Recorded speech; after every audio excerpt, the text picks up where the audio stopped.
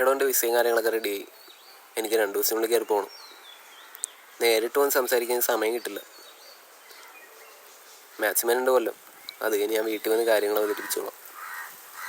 താനെ കുറിച്ച് അത് ടെൻഷനൊന്നും അടിക്കണ്ട. ഞാൻ അവിടെ എത്തിയിട്ട് തന്നെ വിളിച്ചോളാം. ഓക്കെ.